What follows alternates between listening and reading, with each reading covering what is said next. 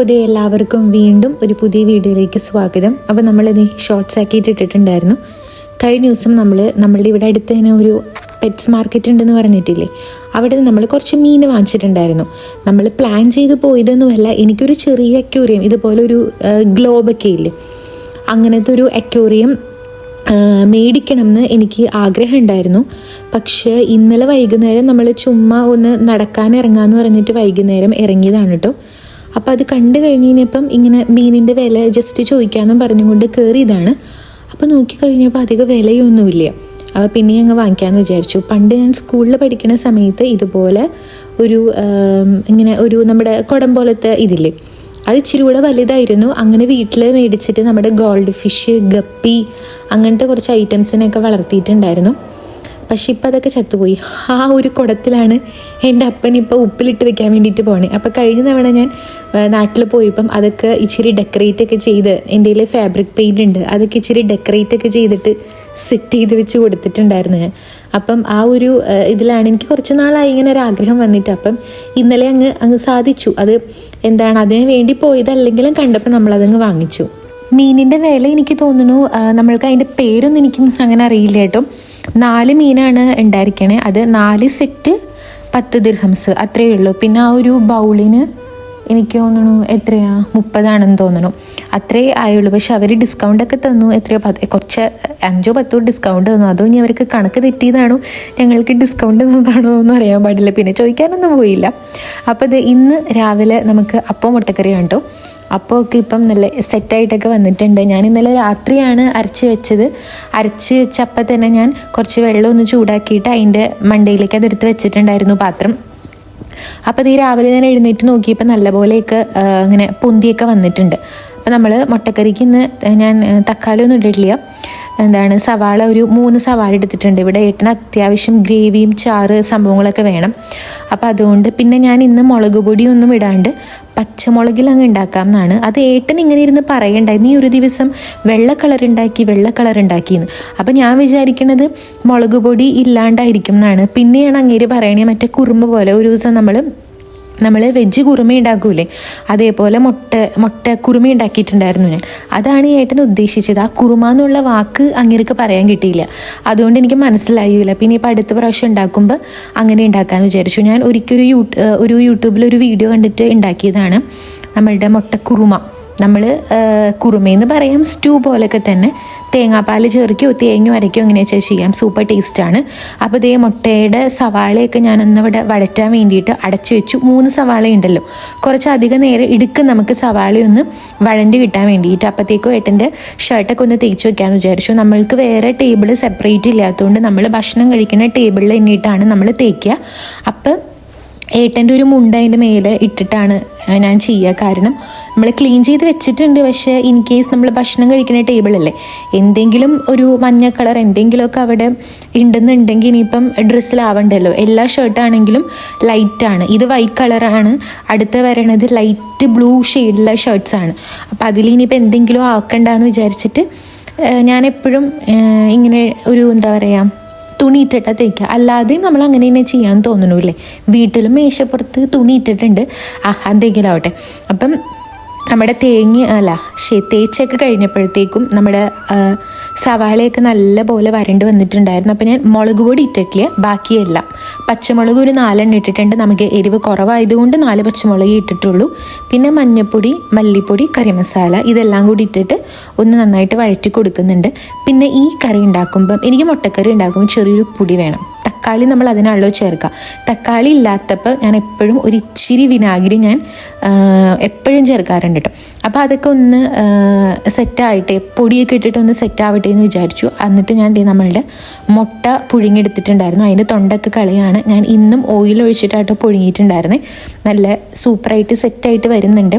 ചില ആൾക്കാർക്ക് ഒന്നും ഇട്ടില്ലെങ്കിൽ നന്നായിട്ട് വരും. ചിലവർക്ക് ചിലപ്പം ഉപ്പിട്ട് പുഴുങ്ങുമ്പോഴും നന്നായിട്ട് വരും. അതെന്താണെന്ന് എനിക്കറിയാൻ പാടില്ല. വേവ് കൂടി കറക്റ്റ് എത്ര സമയമാണ് ഈ മുട്ട പുഴുങ്ങേണ്ടതെന്ന് എനിക്കിപ്പോഴും അറിയില്ല.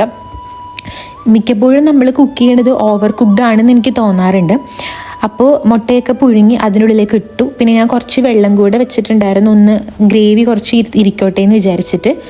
ഇവിടെ ഏട്ടനൊക്കെ എന്തെങ്കിലും കഴിക്കണമെങ്കിലേ കുറേ ചാറ് വേണം. എനിക്കങ്ങനെ ചാറ് നിർബന്ധമൊന്നുമില്ല. അപ്പോൾ ഇത് നമ്മളുടെ അപ്പമൊക്കെ നല്ല സെറ്റായിട്ട് പൊങ്ങി വന്നിട്ടുണ്ട്. പിന്നെ ഞാൻ ഒരു ദിവസത്തേക്കുള്ള ഒരു കറക്റ്റ് അളവ് ഞാൻ കണ്ടുപിടിച്ചു. അതുകൊണ്ട് ആ ഒരു ഗ്ലാസ്സിൽ ഞാൻ അരി ഇട്ട് കഴിഞ്ഞ് കഴിഞ്ഞാൽ നമുക്ക് ഒരു നേരത്തേക്ക് നമ്മുടെ കറക്റ്റ് അളവിനുള്ളതും അപ്പായിക്കോട്ടെ ദോശ ആയിക്കോട്ടെ എന്താണെങ്കിലും കറക്റ്റ് അളവിന് ഉണ്ടാവാറുണ്ട്. അപ്പോൾ അതിലേക്ക് മൊത്തമായിട്ട് തന്നെ ഞാൻ ഉപ്പിടാറ്. കാരണം നമുക്ക് ബാക്കി വരില്ല, അളവ് ഞാൻ കണ്ടുപിടിച്ച്. അപ്പോൾ ഞാനിന്ന് ദോശേൻ്റെ ആ ഒരു ഇതിലാണ് ചെയ്യണേ. അപ്പത്തിൻ്റെ ചട്ടിയിൽ ചെയ്യുമ്പം ഇനി വൃത്തിക്ക് വന്നില്ലെങ്കിലോ എന്ന് വിചാരിച്ചിട്ട് അപ്പം ഇതിൽ നല്ല അടിപൊളിയായിട്ട് വന്നിട്ടുണ്ടായിരുന്നു. ഇങ്ങനെ കുറേ കണ്ണൊക്കെ ആയിട്ട് നല്ല സെറ്റായിട്ട് വന്നിട്ടുണ്ടായിരുന്നു. നല്ല സോഫ്റ്റും ആയിരുന്നു അപ്പം.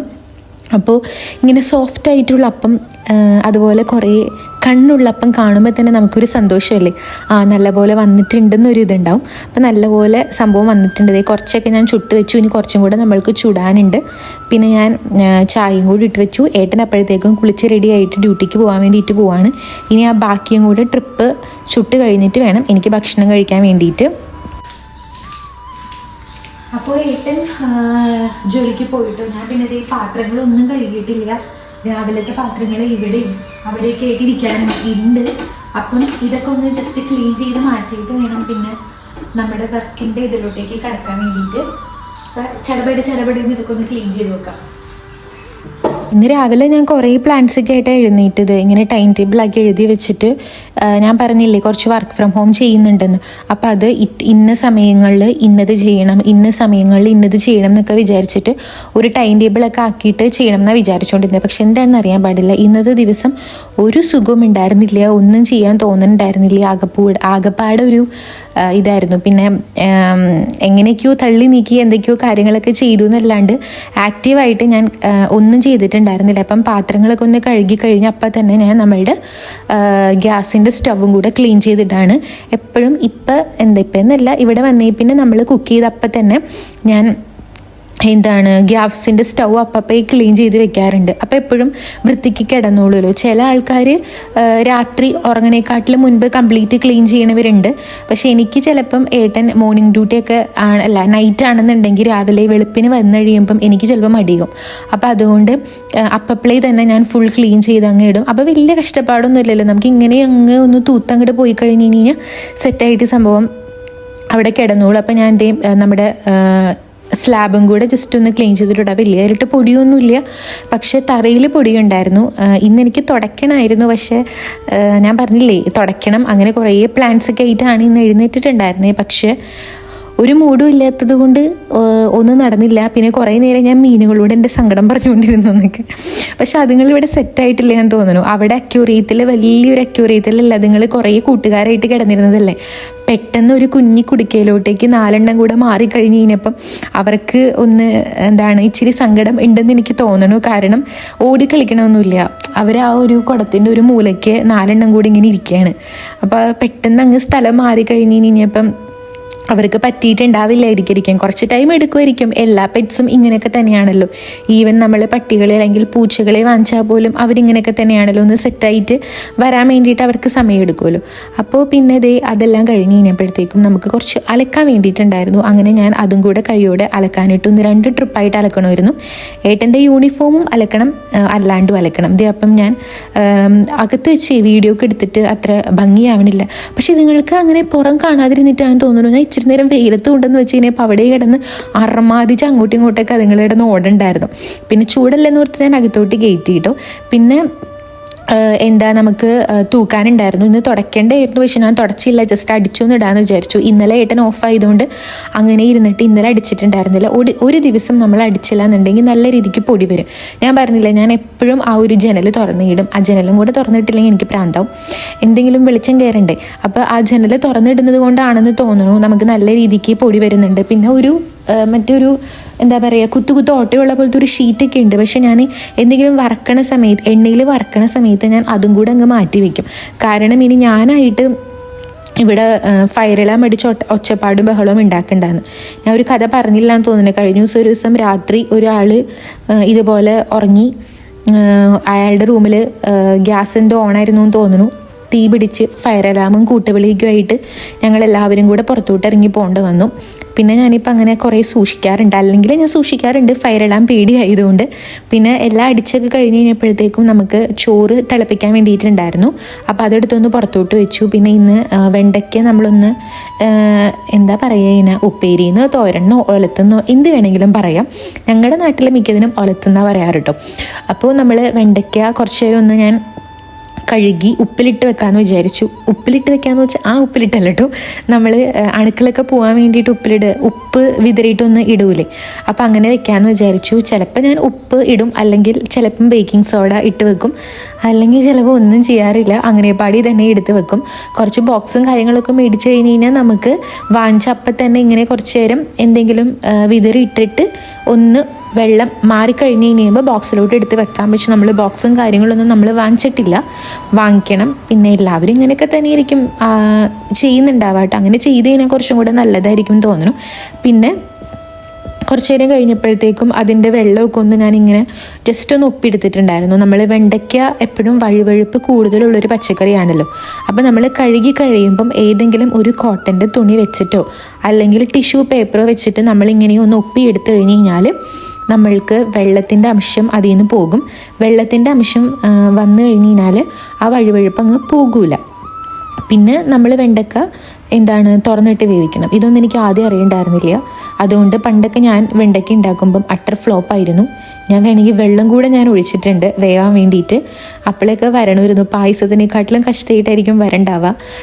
പിന്നെ അടച്ച് വെക്കാൻ വേവിക്കാറ്. പിന്നെ പണ്ടൊക്കെ ഞാൻ വെണ്ടയ്ക്കയുടെ നമ്മുടെ തലയും വാലും കളഞ്ഞതിന് ശേഷമായിരുന്നു കഴുകാറ്. അങ്ങനെയൊക്കെ ചെയ്ത് കഴിഞ്ഞാൽ നമുക്ക് വഴുവഴുപ്പ് കൂടും. അപ്പോൾ ഇത് സിമ്പിളായിട്ടുള്ള ഒരു കറിയാണ് കേട്ടോ. വെളിച്ചെണ്ണ ഒഴിച്ചു. പിന്നെ ഈ വെളിച്ചെണ്ണ കണ്ടോ, ഇപ്പോൾ ഇവിടെ ചൂടിൻ്റെ കാലമായി, അതുകൊണ്ട് കട്ടയൊന്നും പിടിക്കണില്ല. വേഗത്തിലേ തന്നെ വെളിച്ചെണ്ണ വരണ്ടേണ്ട കേട്ടോ. അപ്പോൾ നമ്മൾ സവാളയൊക്കെ ഇട്ടിട്ട് മഞ്ഞൾപ്പൊടി മുളക് പൊടി ഇട്ട് ഞാൻ ജസ്റ്റ് ഒന്ന് വാട്ടി. സവാള ഞാൻ വാടാൻ നിന്നില്ല, കാരണം വെണ്ടയ്ക്ക് അത്യാവശ്യം നല്ല രീതിയിൽ ഞാൻ റോസ്റ്റ് ചെയ്തെടുക്കാറുണ്ട്. അങ്ങനെ ചെയ്യുമ്പോഴാണ് ഇവിടെ ഇഷ്ടം. അല്ലാണ്ടും കുഴപ്പമൊന്നുമില്ല കേട്ടോ. ജസ്റ്റ് വെന്താലും വഴുവഴുപ്പില്ല എന്നുണ്ടെങ്കിൽ നമ്മൾ രണ്ടുപേരും കഴിച്ചോളും. പിന്നെ അത് തുറന്നിട്ടിട്ട് ഇടയ്ക്കിടയ്ക്ക് നമ്മളിങ്ങനെ പോയിട്ട് ഇളക്കിക്കൊണ്ടിരിക്കും. അടച്ച് വെക്കരുത്. അടച്ച് വെച്ച് കഴിഞ്ഞ് കഴിഞ്ഞാൽ ആവിൻ്റെ വെള്ളം കയറിയിട്ട് നമ്മൾക്ക് വഴുവഴുപ്പ് കൂടും. പിന്നെ നമുക്കൊരു മോരും കൂടെ കാച്ചണമായിരുന്നു. അപ്പോൾ അതിന് വേണ്ടിയിട്ട് ഇഞ്ചി, വെളുത്തുള്ളി, പച്ചമുളക്, വേപ്പില ഞാൻ മേടിക്കാൻ മറന്നുപോയി. പിന്നെ വേപ്പില മേടിച്ചുള്ള പ്രശ്നം എന്ന് വെച്ച് കഴിഞ്ഞ് കഴിഞ്ഞാൽ ഇടയ്ക്ക് ഞാൻ ഇടാൻ മറന്നു. അപ്പോൾ ആ സാധനം ഉണങ്ങി പോവാണ്. പിന്നെ മേടിക്കാമെന്ന് വിചാരിച്ചു. പിന്നെ ഇതേ വെണ്ടയ്ക്ക് വെന്ത് കഴിഞ്ഞപ്പം അതിനുള്ളിലേക്ക് നമ്മൾ കുറച്ച് തേങ്ങയും കൂടെ ഇട്ടിട്ടുണ്ടായിരുന്നു. അങ്ങനെ വെണ്ടയ്ക്ക് സെറ്റായി, നമ്മളുടെ മോരും സെറ്റായി. ഇതെല്ലാവർക്കും അറിയുന്നതാണ്, അതുകൊണ്ടാണ് ഞാൻ കാണിക്കാണ്ടിരുന്നത്. വെണ്ടയ്ക്കും അറിയാത്തതൊന്നുമല്ല. പിന്നെ നമ്മൾക്ക് ചോറ് അപ്പോഴത്തേക്കും തണുപ്പൊക്കെ മാറിയിട്ടുണ്ടായിരുന്നു. അങ്ങനെ അതൊന്ന് തിളപ്പിക്കാൻ വെച്ചു. പിന്നെ അതൊന്ന് തിളച്ച് കഴിഞ്ഞ് നമുക്ക് ഊറ്റി മാറ്റിയാൽ മതി. പിന്നെ പ്രത്യേകിച്ച് പണിയൊന്നുമില്ല. പിന്നെ ഇതിൻ്റെ ഇടയ്ക്കൊക്കെ ഞാൻ എൻ്റെ വർക്കുകളും കാര്യങ്ങളൊക്കെ ചെയ്യണ്ടായിരുന്നു. ഇനി ഭക്ഷണമൊക്കെ കഴിച്ചിട്ട് ബാക്ക് ടു വർക്ക് ഒന്നും കൂടെ തുടങ്ങണം. സൂര്യനൊക്കെ ഉച്ചയിൽ ഉദിച്ചങ്ങ് നിൽക്കുകയാണ്. ഒടുക്കത്തെ വെയിലുണ്ട്. ഇനിയിപ്പോൾ എന്താ, പ്രത്യേകിച്ചൊന്നുമില്ല. ഞാൻ ഭക്ഷണമൊക്കെ കഴിച്ചിട്ട് എൻ്റേതായിട്ടുള്ള വർക്കൊക്കെ ചെയ്യാൻ വേണ്ടിയിട്ട് പോവാണ്. അപ്പോൾ എല്ലാവരും വീഡിയോ കണ്ട് സബ്സ്ക്രൈബ് ചെയ്ത് സപ്പോർട്ട് ചെയ്യുക. അപ്പോൾ അത്രയേ ഉള്ളൂ. ടാറ്റാ.